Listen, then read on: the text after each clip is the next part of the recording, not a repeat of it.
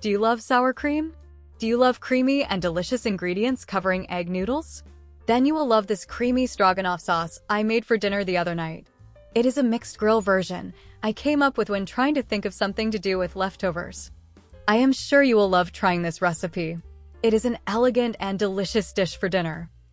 I combined in a slow cooker leftover grilled steak tips and pork roast cut into cubes. I added half of a chopped, medium-sized onion, a cup of sliced, fresh mushrooms, a tablespoon of butter, and 2 cups of beef broth, which I made from a powdered mix. I cooked everything in the slow cooker for 6 hours.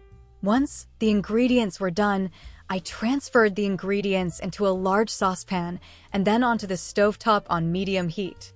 I then added half of a cup of beef gravy mix. I stirred everything as it thickened.